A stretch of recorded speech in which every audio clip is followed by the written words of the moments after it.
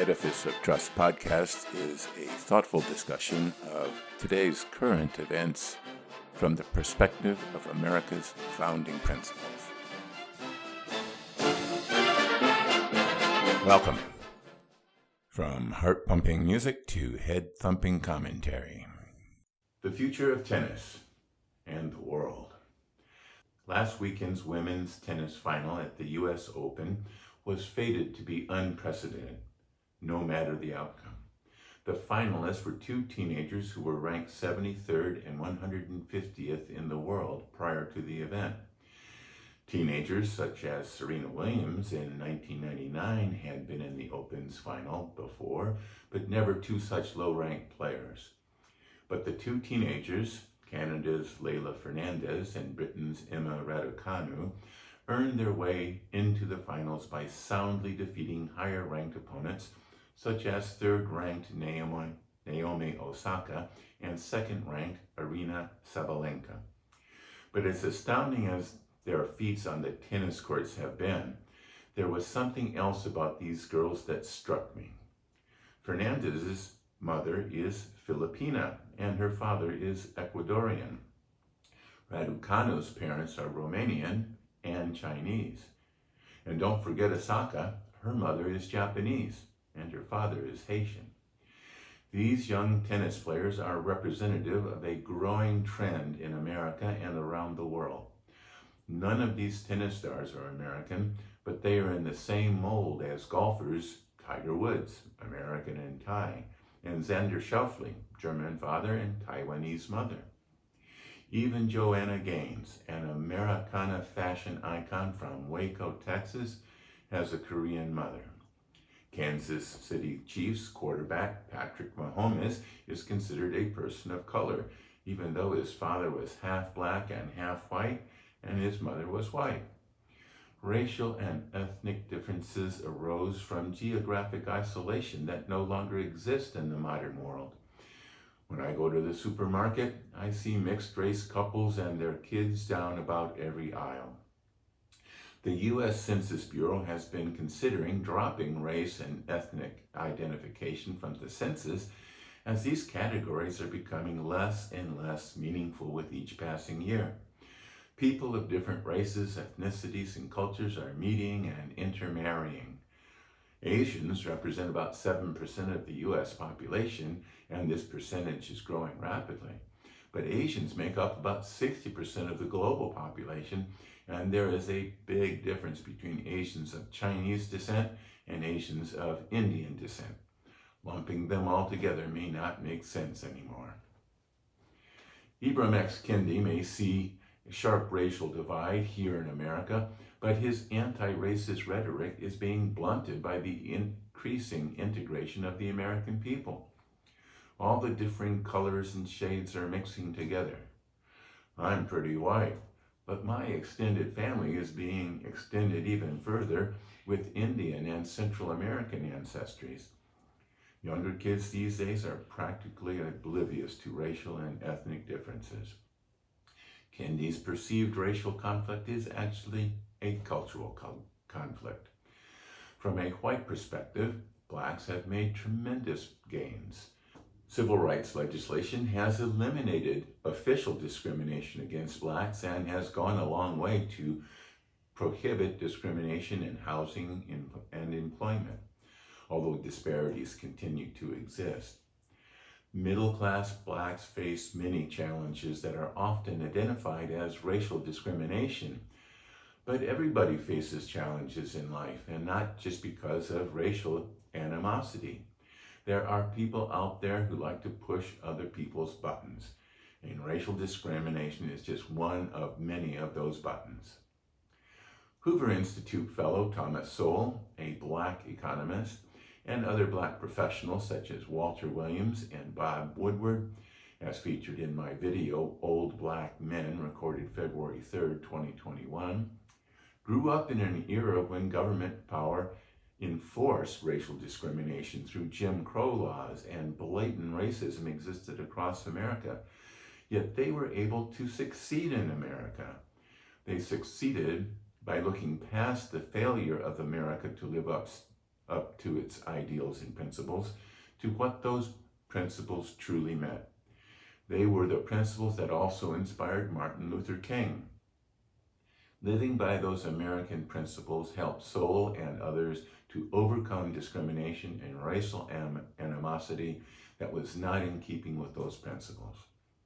The anti-racist movement and the progressive left have tried to label Enlightenment ideals and principles as tools used to implement white supremacist power over oppressed minorities.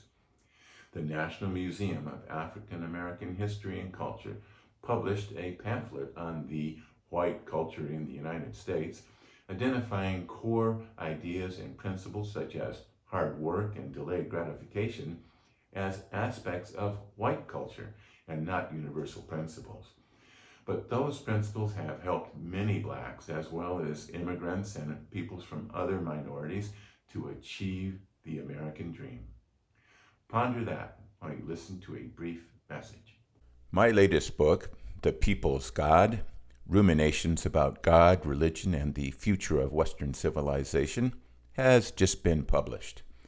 The book traces the origins of religion and how religions have affected civilizations throughout history.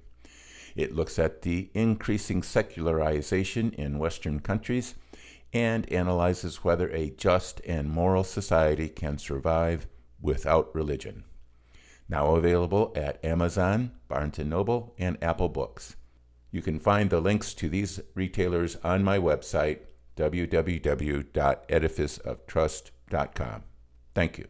Welcome back. In case you are wondering, Emma Raducanu won the U.S. Open in straight sets.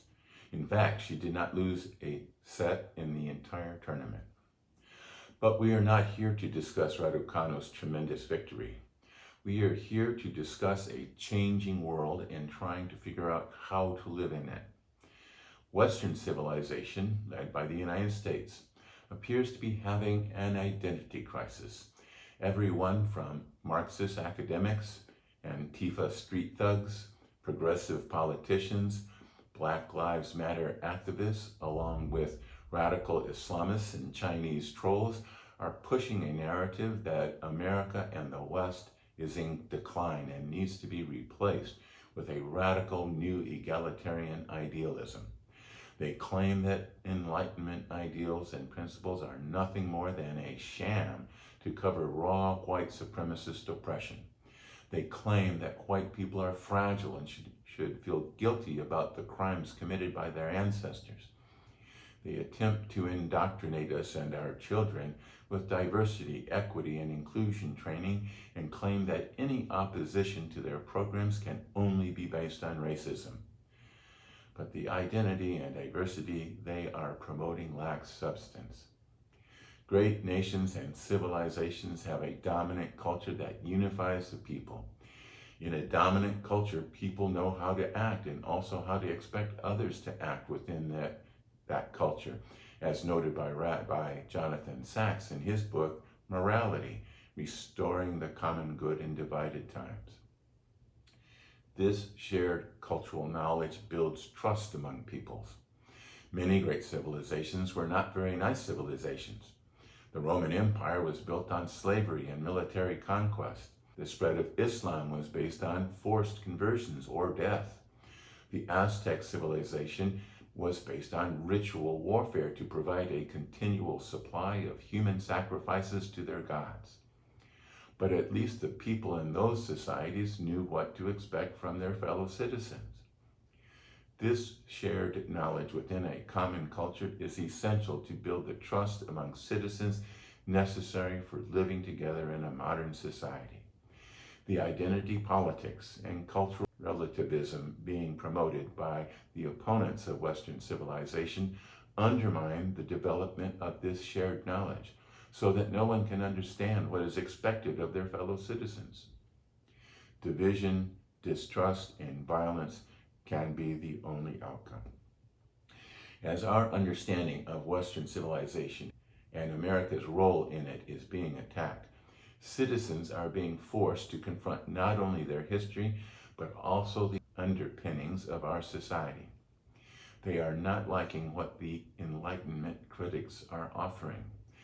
Beyond the wanton spending plans and high taxes of the progressive left, they are beginning to understand that cradle-to-grave dependency comes at the cost of freedom. They are realizing that they are not so fragile and that they shouldn't feel guilty about the past acts of their ancestor. Everybody has bad ancestors along with the good, and people are beginning to stand up against progressive school boards, fighting DEI training, defying cancel culture, and voting down politicians that want to defund the police. Not every American needs to read John Locke and Adam Smith to understand Enlightenment ideals and principles. Not every American needs to memorize the U.S. Constitution and the Gettysburg Address to know what America stands for. We have lived these ideals and values, as did our parents and grandparents. We have overcome great peril, as we did in 2 world wars.